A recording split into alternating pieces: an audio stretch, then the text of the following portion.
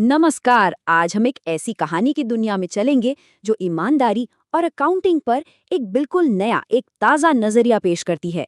देखिए, ये सिर्फ नैतिकता की कहानी नहीं है, बल्कि ये बिजनेस और जिंदगी के उन उसूलों की कहानी है जो आज भी उतने ही सच्चे हैं। तो चलिए इस दिलचस्प सफर की शुरुआत करते हैं। और हाँ, अगर आपको हमारा ये विश्लेषण पसंद आए तो सब्सक्राइब बटन दबाना बिल्कुल मत भूलिएगा, ताकि हम और आप आगे भी जुड़े रहें। तो कहानी शुरू होती है एक सलाह से। और ये एक ऐसी सलाह है जो शायद आज भी कई घरों में सुनने को मिलती है। एक पिता अपने बेटे वंशीधर को नौकरी पर जाने से पहले समझा रहे हैं। कह रहे हैं कि बेटा, ये जो महीने की तनख्वाह होती है ना, ये तो पूर्णिमा के चांद जैसी है। एक दिन पूरा दिखता है और फिर धीरे धीरे घटते घटते खत्म, गायब। लेकिन जो ऊपरी कमाई है वो एक बहते हुए झरने की तरह है, जिससे प्यास हमेशा बुझती रहती है। लेकिन वंशीधर ने क्या किया? उन्होंने अपने पिता की इस दुनियादारी वाली सलाह को एक तरफ रखा और चुना ईमानदारी का रास्ता। उन्हें नमक विभाग में दरोगा की नौकरी मिल गई।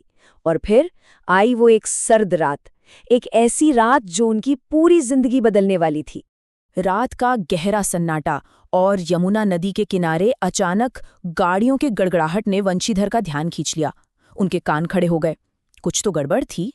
इतनी रात को नदी के पार ये गाड़ियां क्या कर रही हैं? उन्होंने फैसला किया, इसकी जांच तो करनी पड़ेगी। और जैसे ही वंशीधर ने जांच की, उनके तो होश ही उड़ गए। गाड़ियों में लदा था गैर कानूनी नमक। और इसका मालिक कौन था? पंडित अल्लोपीदीन, उस इलाके का सबसे अमीर, सबसे प्रभावशाली आदमी।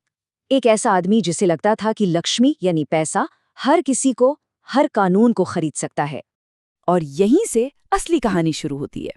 अब मैदान में एक तरफ थी पंडित अलोपीदीन की बेहिसाब दौलत और दूसरी तरफ थी अफसर वंशीधर की अटूट ईमानदारी। ये सिर्फ दो लोगों का टकराव नहीं था, ये दो विचारधाराओं की, दो सिद्धांतों की लड़ाई थी। अलोपीदीन ने सोचा कि वो अपने रुतबे और दौलत से वंशीधर को झुका लेंगे, लेकिन वंशीधर ने बिना डरे पूरी दृढ़ता से जवाब दिया, हम उन लोगों में से नहीं जो कौड़ियों के दाम पर अपना ईमान बेच दें। आप गिरफ्तार किए जाते हैं। अलोपीदीन को तो यकीन ही नहीं हुआ कि कोई उनकी बात काट सकता है। तो उन्होंने अपना सबसे बड़ा हथियार निकाला, पैसा। रिश्वत का खेल शुरू हुआ। 1,000, फिर 5,000, फिर 15,000 और आखिर में 25,000 रुपए तक की पेशकश हुई। सोचिए उस जमाने में ये कितनी बड़ी रकम रही होगी। लेकिन वंशीधर की ईमानदारी किसी पहाड़ की तरह अपनी जगह पर अड़ी रही। कर्तव्य ने दौलत को अपने पैरों तले कुचल दिया था। पंडित अलोपीदीन को गिरफ्तार कर लिया गया। उस रात ईमानदारी ने पैसे की ताकत पर एक शानदार जीत हासिल की थी। तो कहानी यहाँ एक बहुत ही ऊंचे नैतिक मोड़ पर आ खड़ी हुई है। लेकिन रुकिए, क्या हो अगर हम इस पूरी कहानी को एक बिल्कुल अलग, एक अनोखे चश्मे से देखें? एक ऐसा नजरिया जो शायद आपको चौंका दे। क्या हम कर्तव्य और दौलत की इस क्लासिक लड़ाई को अकाउंटिंग की सीधी सादी भाषा में समझ सकते हैं? हाँ, वही डेबिट और क्रेडिट वाली अकाउंटिंग। चलिए देखते हैं ये कैसे मुमकिन है। चलिए इसे बिल्कुल आसान बनाते हैं। दुनिया में कोई भी फाइनेंशियल लेन देन हो, उसे सिर्फ 3 तरह के खातों यानी अकाउंट्स में बांटा जा सकता है। इन्हें ही अकाउंटिंग के 3 सुनहरे नियम या खाते कहते हैं। ये 3 अकाउंट्स हैं, पर्सनल, रियल और नॉमिनल। पर्सनल अकाउंट्स लोगों और संस्थाओं से जुड़े हैं, जैसे हमारी कहानी में पंडित अलोपीदीन। रियल अकाउंट्स चीजों और संपत्ति से जुड़े हैं, जैसे कि वो गैर कानूनी नमक। और नॉमिनल अकाउंट्स वो आय और खर्चों का हिसाब रखते हैं, जैसे कि वो रिश्वत के पैसे। तो सबसे पहले बात करते हैं पर्सनल अकाउंट्स की। जैसा कि नाम से ही जाहिर है, ये खाते किसी व्यक्ति, किसी कंपनी या किसी भी संस्था से जुड़े होते हैं। बहुत सीधा सा है। अब अपनी कहानी में देखते हैं।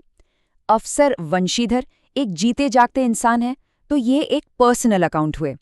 पंडित अलोपीदीन जो अपने बिजनेस को रिप्रेजेंट कर रहे हैं, वो भी पर्सनल अकाउंट है। और सरकार जो एक संस्था है, वो भी एक पर्सनल अकाउंट ही है। दूसरा आता है रियल अकाउंट। रियल यानी वास्तविक। तो ये अकाउंट उन सभी चीजों और संपत्तियों के लिए है जो एक बिजनेस के पास होती हैं। ये कैश जैसी छूने लायक चीजें भी हो सकती हैं और ट्रेडमार्क जैसी न छूने वाली चीजें भी। हमारी कहानी में गैरकानूनी नमक जो एक माल था, रिश्वत के लिए ऑफर की गई नकदी और यहाँ तक कि पंडित अलोपीदीन का वो सजा धजा रथ, ये सब असलियत में मौजूद चीजें हैं, तो ये सब रियल अकाउंट्स की कैटेगरी में आती हैं। और आखिर में तीसरा है नॉमिनल अकाउंट। ये अकाउंट बिजनेस में होने वाली हर तरह की आमदनी, खर्च, फायदे या नुकसान का लेखा जोखा रखता है, मतलब पैसे का आना जाना। तो देखिए, वंशीधर की तनख्वाह सरकार के लिए एक खर्चा थी, रिश्वत की पेशकश पंडित अलोपीदीन के लिए एक संभावित खर्चा थी, और बाद में कोर्ट में वकील को दी गई फीस भी अलोपीदीन के लिए एक खर्चा थी। ये सब के सब नॉमिनल अकाउंट्स हैं। तो अब जब हमने अकाउंटिंग के इस चश्मे से कहानी को देख लिया है, तो चलिए वापस कहानी के अंजाम की तरफ लौटते हैं और देखते हैं कि वंशीधर के उस एक फैसले का आखिर में नतीजा क्या निकला। पहली नज़र में तो कहानी का अंत बड़ा ही अजीब और निराशाजनक लगता है। वंशीधर को अपनी ईमानदारी की जैसे सजा मिलती है, उन्हें नौकरी से निकाल दिया जाता है। वहीं दूसरी तरफ पंडित अलोपीदीन अपने पैसे और रसूख के दम पर कानून से साफ बच निकलता है। लेकिन कहानी यहाँ खत्म नहीं होती, पिक्चर अभी बाकी है। कुछ हफ्ते बीतते हैं और पंडित अलोपीदीन खुद चलकर वंशीधर के घर पहुंचते हैं, बदला लेने नहीं, बल्कि एक ऐसे प्रस्ताव के साथ जिसकी किसी ने कल्पना भी नहीं की थी। अलोपीदीन ने वंशीधर से कहा, मैंने अपनी जिंदगी में हजारों अफसर देखे और सबको अपने इशारों पर नचाया, लेकिन तुम वो पहले इंसान हो जिसने मुझे हराया। मैं चाहता हूं कि तुम मेरी पूरी जायदाद के स्थायी मैनेजर बन जाओ।